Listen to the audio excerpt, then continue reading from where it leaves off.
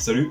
Aujourd'hui présentation de Res Infinite, un jeu créé par Tetsuya Mizuguchi avec l'équipe de développement de United Games Artists et édité par Sega en 2001 sur Dreamcast et PS2. Et dans cette vidéo, je vais tester la version sur PS4, qui est un remaster fait par Enchantment Monster Risen R en 2016. Et ce jeu s'inspire dans son esthétique de Tron, mais ça on y reviendra plus tard. D'abord on va parler du jeu. Bon, ce jeu est divisé en plusieurs modes. D'abord le mode jouet, qui constitue le mode principal du jeu.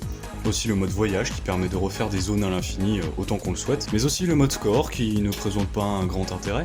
Mais aussi le mode Beyond, qui permet de faire des niveaux bonus, tels que les zones perdues.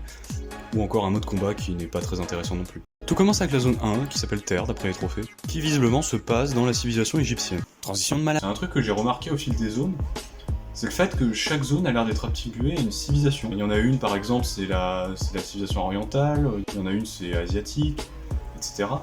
Ce qui fait que on sait pas trop en fait, parce que les zones, visiblement d'après les trophées du jeu, c'est des planètes qu'on suit en fait. Mais en même temps, on se balade dans des civilisations différentes. Ce qui fait qu'on ne sait pas trop en fait.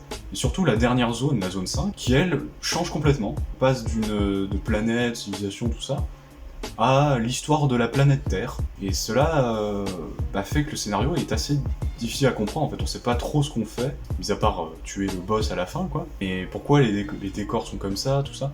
Et aussi un truc, c'est qu'on croit, moi j'ai l'impression, ce n'est qu'une hypothèse, qu'on suit le développement du jeu en fait. La première zone, on est vraiment dans un cadre très minimaliste, il n'y a pas grand chose en fait au niveau des décors, tout ça, c'est encore beaucoup de lignes de code, ce genre de choses.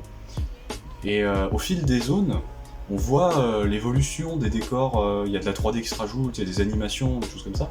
Et la dernière zone, on croirait que c'est presque abouti, il y a même un fond, qui est d'ailleurs la démarque des autres, un fond blanc, qui fait qu'on a l'impression d'être dans un truc différent, il y a même un scénario qui est expliqué et tout, comme si le jeu était presque fini en fait. Et du coup, c'est pour ça, le scénario, on dirait qu'il a plein de pistes, mais qu'il n'y en a pas une qui est vraiment exploitée à 100%. Et après, peut-être que c'est le jeu qui veut ça aussi. Du coup, c'est un jeu où faut pas vraiment s'attarder sur le scénario. Et du coup, pour ne pas s'attarder sur le scénario, on va plutôt s'attarder sur le gameplay du jeu. Res Infinite possède un gameplay assez simple, déjà d'une part parce que c'est très linéaire, en fait vous ne contrôlez pas vraiment votre personnage à proprement parler, vous ne pouvez simplement orienter que sa caméra en fait, afin de détruire le plus d'ennemis, qui est le but simplement du jeu en fait. Avant d'atteindre un boss, après avoir traversé tous les petits niveaux de la zone, et ainsi finir la zone. Il y a aussi des items comme l'Overdrive qui permet, quand il est utilisé, de devenir tout simplement invulnérable en tirant et en détruisant tous les ennemis partout autour de vous. Et comme autre item, il y a aussi celui-ci qui, une fois qu'il est pris, permet d'améliorer votre personnage. Vous trouvez ça simple? Attendez de voir les contrôles. Parce que là, y a pas plus simple en fait. Manette, il y a un bouton pour contrôler le tir, un bouton pour contrôler la caméra, et un bouton pour tirer.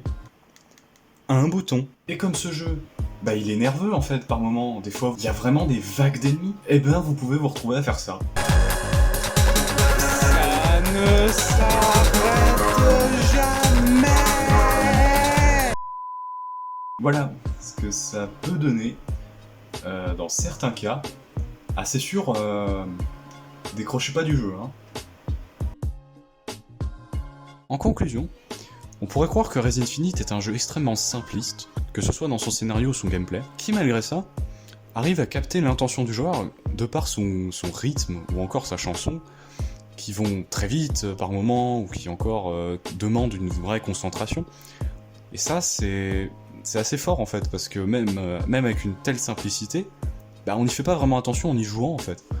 On est vraiment pris dedans. Donc, pour conclure, on peut dire que c'est un jeu où il ne faut pas s'attarder sur le scénario ou encore le gameplay, mais juste d'y jouer, tout simplement. Oh, cette phrase de fin de merde.